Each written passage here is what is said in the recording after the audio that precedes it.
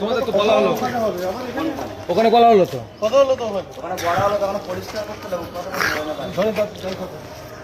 মানে এখানে করা যাবে না এখানে স্কুলে করা যাবে তোমাদের তো বলে দেওয়া হলো, এটাই তো বলবো। কারা বলবো বলে যাও না, কথা বলো না। যারা আছে কথা বলবো এই প্রদীপটা কি হয়েছে সেখানে হবে না পুজো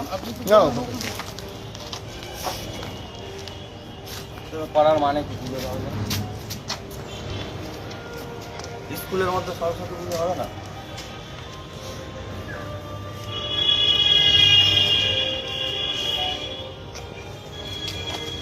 এখানে সমস্যাটা বিষয় স্কুলের বাইরেই তো হচ্ছে তোমার সাথে আমি কোনো কথা বলবো না, আমি এখানে নগরের সংযোগে করলাম সে থাকবো,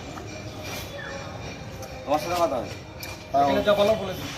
গার্জেন যারা কথা হলো স্কুল কর্তৃপক্ষ আপত্তি আছে স্কুলে যারা স্টুডেন্ট তারা তো করতেছে না, স্টুডেন্টরা তো তোমার হিন্দু তো মাইনরিটি স্টুডেন্ট, হিন্দু ছাত্র 20%, 80% হলো মুসলিম ছাত্র।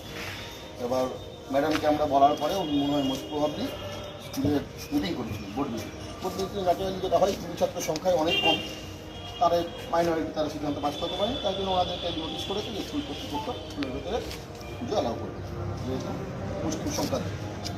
এখন বাধ্য হয়ে আমরা সব চিন্তা করতে ফুটপাতে নামিয়ে ফুটপাতে করবো, এটা আমার সিদ্ধান্ত। তাহলে ভাই ভাই হিন্দু মুসলিম ভাই ভাই বলতে হিন্দুরাই সবসময় কোঅপারেট করবে তাই তো ঠিক আছে চলো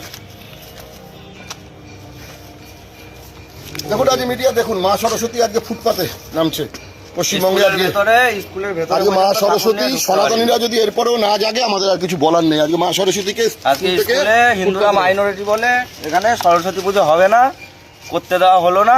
এই ঠাকুর এখন স্কুল থেকে বের করে নিয়ে আমরা যাচ্ছি রাস্তায় ফুটপাতে পুজো করবো। আজকে বাঙালি সনাতনী এটা হিন্দুরা বাংলাদেশ দেখুক না পাকিস্তান সেটাই মা বুঝে সরস্বতী। আজকে বাংলাদেশের কথা আমরা বলি, পশ্চিমবঙ্গ কিছু পার্থক্য নেই। মা সরস্বতী পশ্চিমবঙ্গ স্কুল থেকে বেরিয়ে ফুটপাতে আশ্রয় নিতে হচ্ছে, আমরা ফুটপাতেই পুজো করবো। এরপরে যদি সনাতনী হিন্দুরা না জাগে আর কিছু বলার নেই, বাংলাদেশ হতে আর বেশি দিন বাকি নেই পশ্চিমবঙ্গ।